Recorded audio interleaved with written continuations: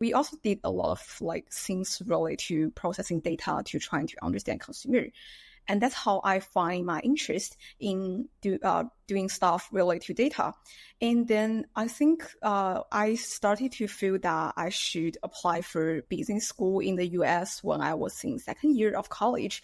So at the time, I was doing internship with Walgreens. They were like having a headquarters in China. And then my leader was like keeping encouraging me that, oh, you should like go to see a bigger world, to pursue your dream, instead of just trying to get an average job, stuff like that.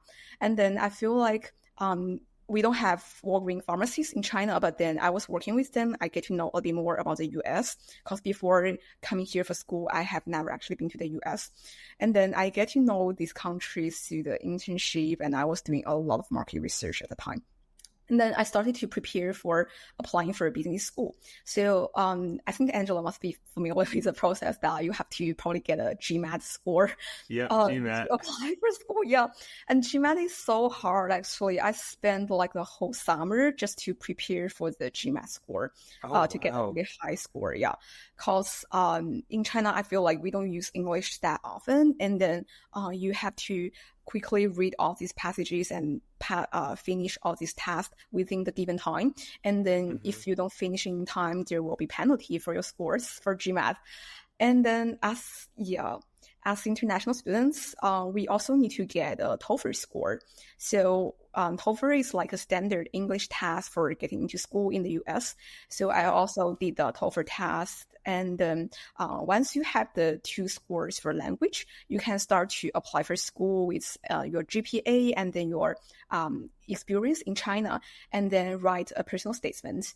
And at that time, I applied to maybe about 10 schools. So I didn't apply to a lot of schools because I know like a lot of people will spend a lot of money to apply for different schools, like buying lottery things. But for me, I just want to like prepare all the school that I want to go to carefully. And then a lot of school I applied. What?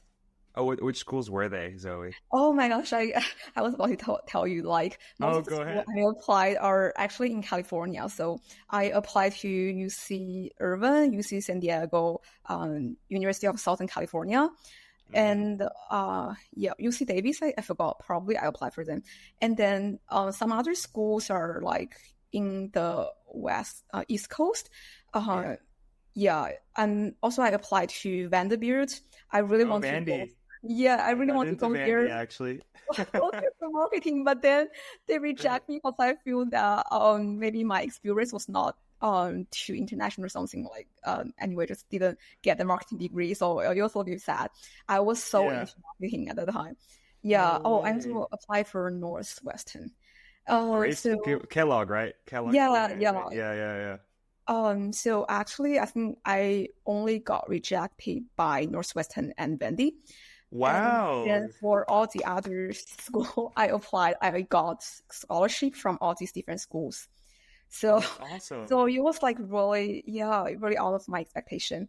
And then so I got like offer from marketing and also from business analytics. And then I started to hesitate for, which direction should I go?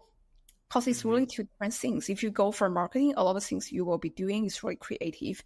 You will probably write a lot of like content for social media or for advertisement and to do a lot of like communication. But for business analytics, all things are related to data science. So you will do all of heavy coding stuff.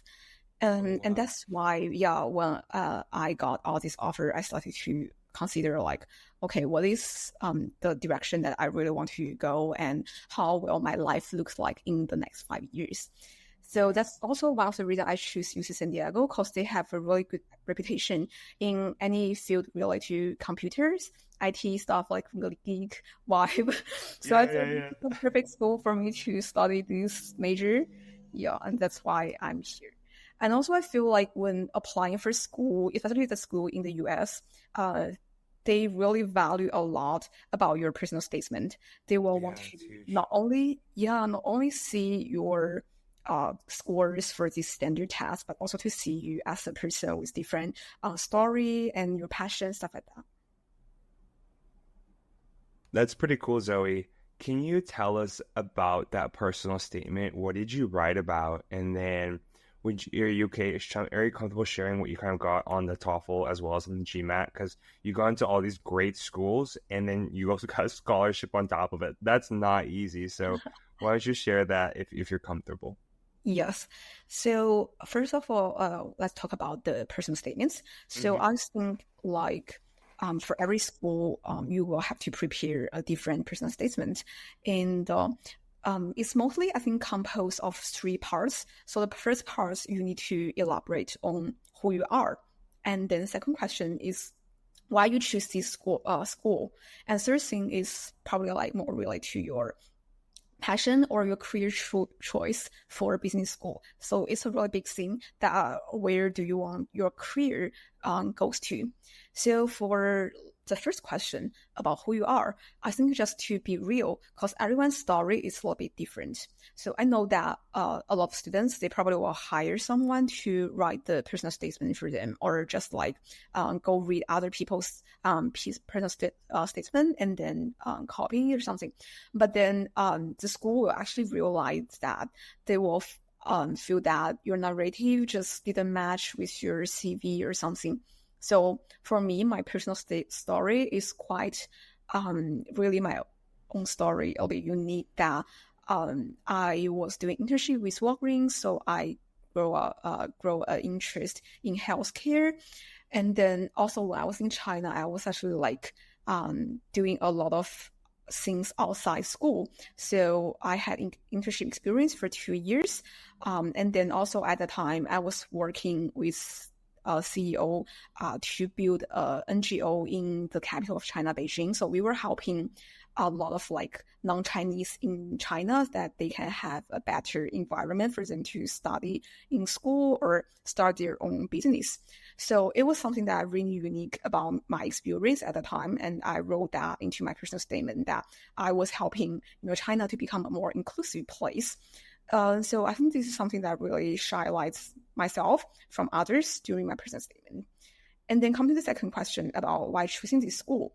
So some school will really value that they want you to, be a good match for them as well, not only to, I choose you, but also that you choose us. It's like something mutual.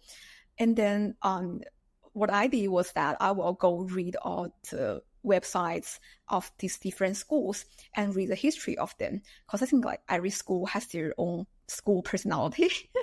So yeah, like for UC San Diego, it's like they really want you to be an innovative person, that you Hmm. always have some Innovation. crazy ideas, and then yeah, you're really practical, stuff like that. So maybe that's why like the school may feel I'm a good fit for them, because I'm like really extrovert and always have some crazy ideas going on, stuff like that. They want to see Yeah. your entrepreneurship in that.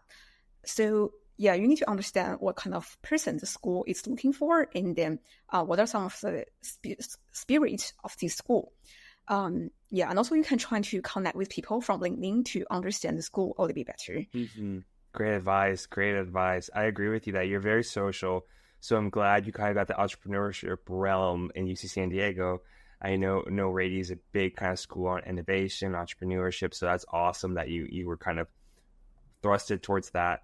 What did you kind of talk about your TOEFL score and your GMAT score?